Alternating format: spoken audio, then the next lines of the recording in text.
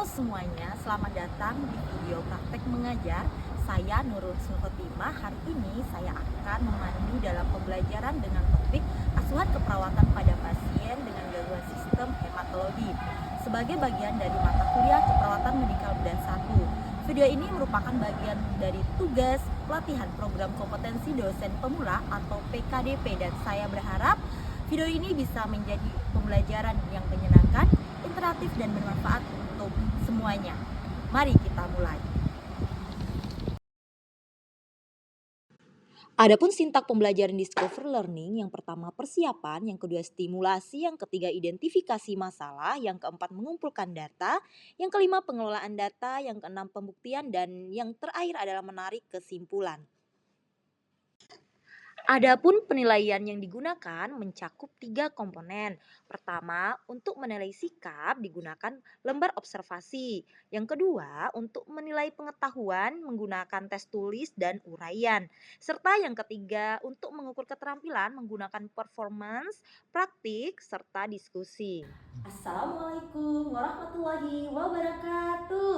Waalaikumsalam warahmatullahi wabarakatuh. Selamat pagi adik-adik semua. Pagi, Nas. Loh, kok lemes selamat paginya? Nggak kompak lagi. Kita ulangi ya. Selamat pagi adik-adik semuanya. Pagi, Nas. Masih belum kompak ya. Ulang ya. Kalau misalnya saya bilang selamat pagi, adik-adik jawabnya pagi, pagi, pagi. Sepakat? Sepakat. Oke, saya ulangi. Selamat pagi adik-adik semuanya. Pagi, pagi, pagi. Adik-adik semuanya, bagaimana kabarnya hari ini? Alhamdulillah, luar biasa. Allahu Akbar. Mantap. Alhamdulillah, semoga adik-adik semuanya selalu dilimpahkan kesehatan oleh Allah Subhanahu wa taala. Ya. Oke, adik-adik, sebelumnya saya akan absen dulu. Mungkin ada temannya yang nggak datang. Saya lihat ada satu kursi yang kosong di belakang. Iya. Namanya siapa? Aisyah. Oke, tidak apa-apa ya, nanti kabarkan kenapa tidak datang kuliah hari ini. Oke? Oke, adik-adik semuanya, saya punya games. Sebelum kita lanjut jauh ke materinya ya. Oke, kita main tebak-tebakan. Siapa yang tahu ya? Ini adalah alat-alat yang saya pegang. Ini berhubungan dengan mata kuliah yang akan kita bahas hari ini ya. Oke, kita tebak-tebakan. Yang pertama, ada yang tahu ini apa? Oke, apa? Alkohol swab. Betul sekali, tepuk tangan. Ini ada yang tahu apa namanya? Oke, Handscoon Steril, betul sekali. Kalau ini ada yang tahu namanya apa? Saya Oke, tensi. betul sekali, tepuk tangan semuanya. Oke, adik-adik sekalian, saya kira kalian sudah menghafal atau mengetahui alat-alat ini ya, karena ini sangat penting sekali ya.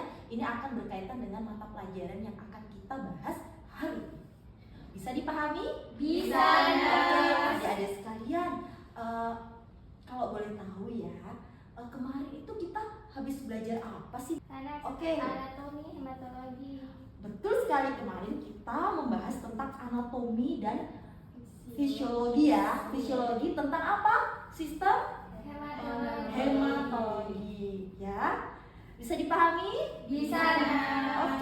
Oke, adik-adik semuanya, pada pertemuan kemarin kita sudah membahas tentang anatomi dan fisiologi. Nah, pada pertemuan kali ini kita akan lebih dalam lagi membahas tentang asuhan keperawatan pada pasien dengan gangguan sistem hematologi.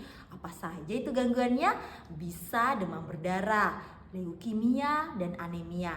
Nantinya kita akan belajar mengkaji, menganalisis data, intervensi, sampai nanti kita akan membuat evaluasi ya. Dan adapun kompetensi dasar yang akan kita pelajari pada hari ini, yaitu adik-adik sekalian mampu menyusun asuhan keperawatan pada pasien dengan gangguan sistem hematologi. Selanjutnya nanti kalian akan membuat atau menyusun asuhan keperawatan. Adapun tujuan pembelajaran kita pada hari ini yaitu mampu menyusun asuhan keperawatan dengan berbagai jenis gangguan sistem hematologi. Nantinya kalian akan berdiskusi.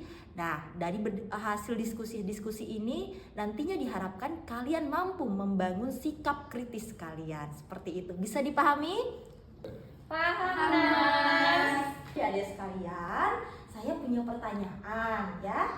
Pertanyaannya seperti ini. Jika suatu saat adik-adik menjadi seorang perawat ya, melihat ada pasien datang dengan keadaan pucat, konjungtiva anemis, kira-kira langkah apa ya, langkah pengkajian apa yang harus kalian lakukan selanjutnya? Siapa yang bisa? Saya, Nas. Ya, Mungkin selanjutnya, Nas, kita bisa melakukan pengkajian. ya pengkajian, betul sekali. Ada yang tahu pengkajiannya dalam bentuk apa? Bisa dilihat apanya? Saya, Ya. Nas. Pengkajiannya itu harus secara menyeluruh dari ujung kepala sampai ujung kaki. Bisa juga persisten, Nas. Yang dilihat itu bisa perubahan kulitnya, CRP-nya, untuk mengetahui volume cairannya. Betul sekali jawaban dari adik-adik sekalian ya. Pertama yang harus dilakukan yaitu dilakukan pengkajian mulai dari ujung kepala sampai dengan ujung kaki. Selain itu juga adik-adik sekalian harus melakukan pengkajian kebutuhan dasar pada manusia. Hasil-hasil pengkajian ini bisa digunakan untuk menentukan diagnosis keperawatan yang nantinya menentukan intervensi yang tepat pada pasien. Bisa dipahami? Bisa, Nas. Oke. Saya punya satu kasus lagi ya. Ya, di mana ada seorang ya ibu rumah tangga usia 42 tahun datang ke puskesmas dengan keluhan sering lelah, lemas, pusing ya. Tidak bisa berdiri lama-lama. Ya, jantungnya berdebar. Nah, kira-kira apa yang diperlukan dan apa tadi kira-kira apa pertanyaan yang kalian ingin ketahui? Saya, Nas, kan dari kasus itu ada beberapa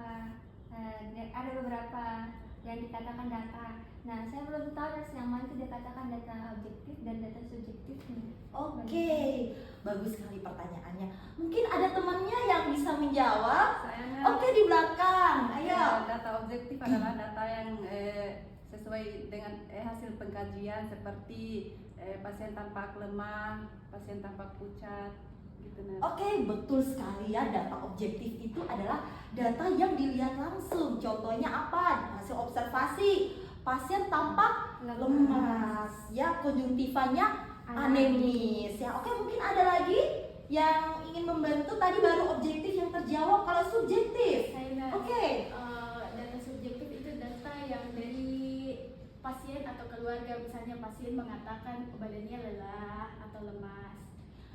Oke, betul sekali. Data subjektif adalah kalau misalnya ada kata-kata mengatakan, ya itu namanya data subjektif. Ya, betul sekali yang disampaikan oleh temannya ya. Pasien mengatakan badannya lemas, itu berarti kategori data subjektif. Oke, mungkin ada lagi yang tidak bisa yang ingin dipertanyakan? Ayo Aisyah. Selanjutnya, Nas, setelah dapat data objektif dan subjektifnya itu apa yang kita lakukan? Apa yang kita lakukan? Oke, inilah yang akan kita lakukan atau yang kita diskusikan pada hari ini.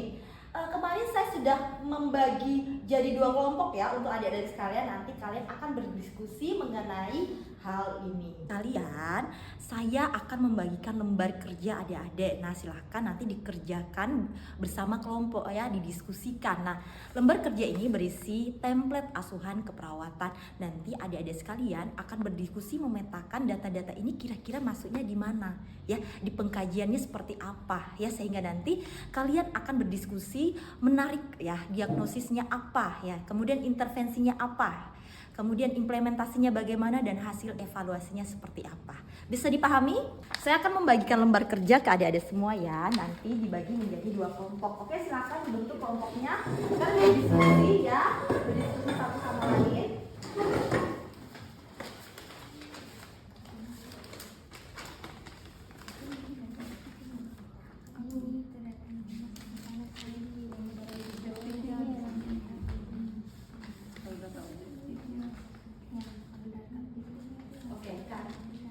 Jadi adik-adik sekalian, untuk mendukung hasil diskusi kalian, kalian bisa mencari referensi ya, baik itu buku teks, jurnal, ataupun referensi yang ada di internet. Bisa dipahami ya? Bisa. Ya, silakan didiskusikan ya. Waktunya 15 menit dari sekarang.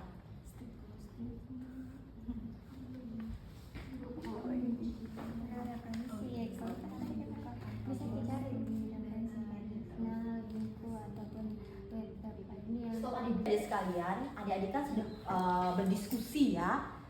Kita sepakat bahwa setelah berdiskusi nanti ada pemaparan hasil diskusinya dalam bentuk presentasi. Oke? Sepakat? Sepakat. Oke. Kalau begitu siapa kelompok yang mau maju duluan? Ayo, kelompok 1, tepuk tangan untuk kelompok 1, silakan. Oke. Ya, ini adalah kelompok 1. Ya, silakan. Jadi dari hasil diskusi kami mengenai kasus yang tadi dibagikan, kami mendapatkan diagnosa intoleransi aktivitas. Pemaparan hasil dari kelompok 1, mungkin ada yang mau menanggapi dari kelompok yang lain? Saya Nars. Iya, silakan. Iya, betul sekali ya, bagus sekali tanggapan dari kelompok 2. Oke, kita kasih aplaus untuk kelompok 1. Silakan. Selanjutnya kita kasih kesempatan ya untuk kelompok 2 untuk memaparkan hasil presentasinya. Oke, tepuk tangan. Silakan. Jadi dari hasil diskusi kami mendapatkan pasien bahwa pasien mengatakan lemas, terus diagnosanya juga itu hampir Kat. sama. Kelompok yang lain mungkin ada yang mau menanggapi? Kelompok kami Oke, silakan. ingin izin mengklarifikasi mengenai kasus yang tadi mereka dapatkan, bagaimana kondisi pasien. Kedua kelompok sudah mempresentasikan hasil diskusinya dan itu saya lihat sangat luar biasa bagusnya. Oke, bahwa mungkin itu hasil diskusi kita ya. Mungkin ada satu orang yang mau menyimpulkan kira-kira kesimpulannya apa dari hasil diskusi kita pada siang hari ini? Siapa? Silakan.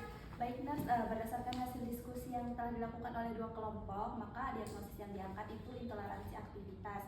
Berdasarkan data objektif itu pasien tampak pucat, tampak lemas, kemudian data subjektifnya itu pasien mengatakan dadanya berdebar ketika beraktivitas. Maka intervensi yang dilakukan itu manajemen energi untuk membatasi pergerakan pasien dan juga tirah balik. Diharapkan kriteria evaluasinya itu pasien sudah tidak lemas lagi, tidak pucat lagi, dan keluhan dada berkurang. Betul sekali. Tepuk tangan untuk rekan kita ya, pada yang sudah membantu untuk menyimpulkan hasil diskusi kita atau hasil presentasi dari teman-teman sekalian ya.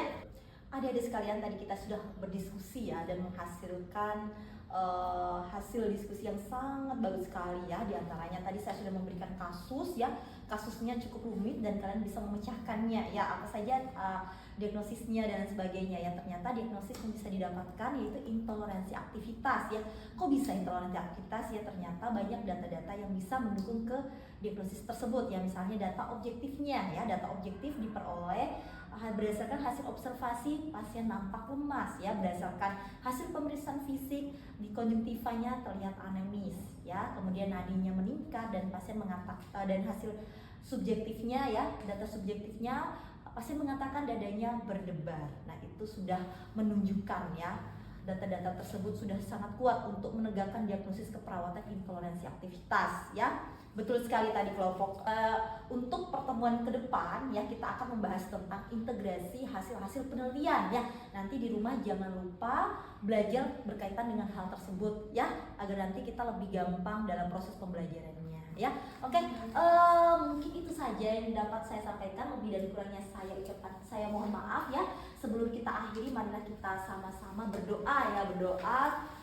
Penutup majelis lebih bagus ya. Subhanakallahumma wa bihamdik asyhadu an la ilaha illa anta astaghfiruka wa atubu ilaik. Wabillahi taufiq wal hidayah. Wassalamualaikum warahmatullahi wabarakatuh.